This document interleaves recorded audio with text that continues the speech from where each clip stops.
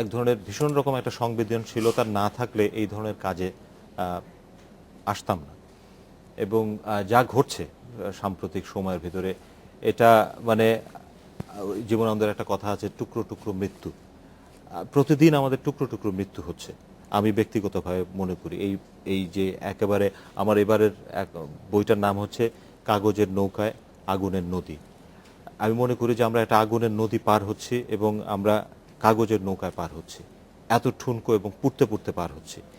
তো এই সময়ের ভিতরে একজন লেখক হিসাবে, যেটা কাজল ভাই বলছিলেন, আমি খুবই মনে করি যে পাশে থাকার যে প্রণোদনা, এটা খুব গুরুত্বপূর্ণ। পাশে থাকতে চাই। এখন এই পাশে থাকাটা, যেটা উনি আরেকটা কথা বলছিলেন যে যদি শান্ত করে দিতে পারতাম, এখন সেই শব্দের যদি সেই শক্তি থাকতো যে এই এই ভয়াবহ তাণ্ডবকে আমরা এই শব্দ দিয়ে থামিয়ে দিতে পারতাম, তাহলে সবচেয়ে বোধহয় খুশি হতাম। সেটা পারা যায়, কিন্তু সেটা সময় লাগে। সেটা শব্দ সাহিত্য একটা চোরা পথে কাজ করে, এটা সরাসরি কাজ করে না। আর এই অনুভূতিগুলোকে স্থিত হতে হয়।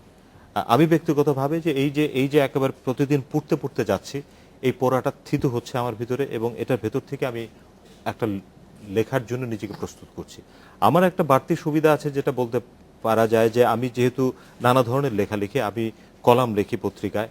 তো এই কলাম লেখার জন্য আবার ঠিক সেই সংবেদনশীলতাটাকে অতটা থিতু করবার প্রয়োজন পড়ে না, তাৎক্ষণিক একটা প্রতিক্রিয়া দেয়া যায়। তো এই তাণ্ডবের ভেতরে আমার যে প্রতিক্রিয়া, সে আমি মাঝে মাঝে কলাম লিখে সেটাকে প্রতিক্রিয়া জানাই। কিন্তু কলাম তো সাহিত্য না। সাহিত্যের জন্য এক ধরনের সময় পার করতে হয়।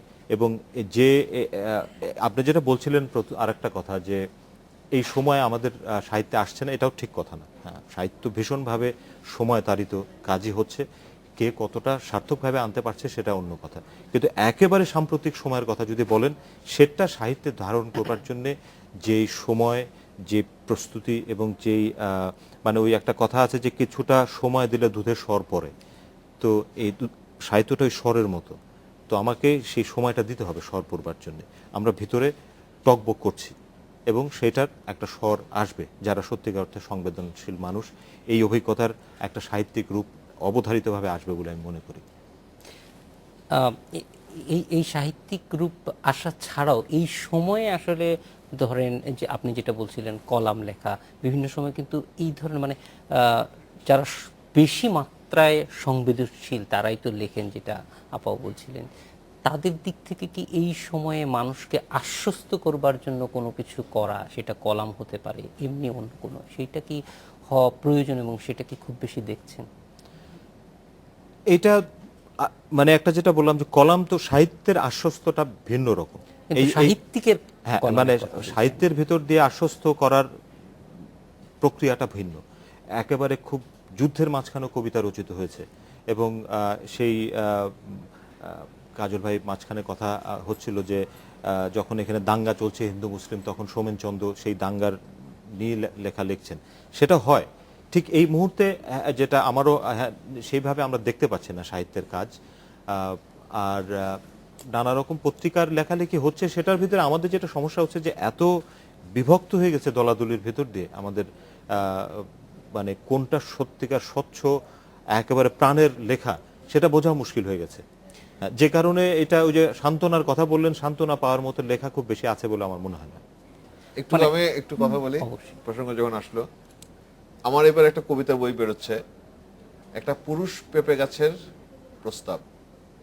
তো এখানে পুরুষ শব্দটা আমি কিন্তু নারী পুরুষের ওই পুরুষ না, এখানে পুরুষটা হলো যে ক্ষমতা নেয় সেই পুরুষ, সে নারী হোক পুরুষ হোক।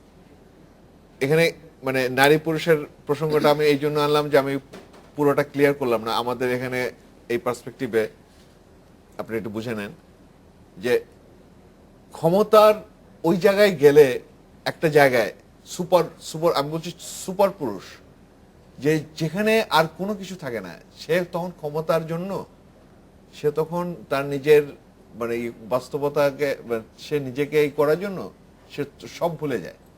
তখন তাকে আর মানে ওইসব মানে ইয়ে দিয়ে মানে ওই পুরুষ শব্দটার ওই অযৌন, এটাকে যৌন না, এটা একটা যৌন, এটা এটা এটার মধ্যে কোনো ইয়ে নাই, শুধু শক্তির প্রতীক। শক্তি, তাও কি ভয়ঙ্কর শক্তি, সুপার।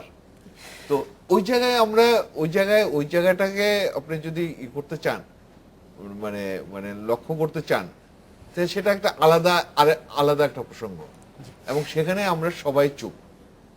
আমরা গল্প লিখি, কবিতা লিখি, নরম সুরে কথা বলি বা করি, সমস্ত কিছু তখন চুপ হয়ে গিয়ে তখন আমাদের বসে বসে দেখতে হবে যে সুপার ওই ক্ষমতা, তার কত লীলা।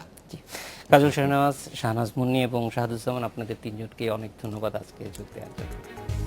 এই ছিল আজকের বাংলাদেশে।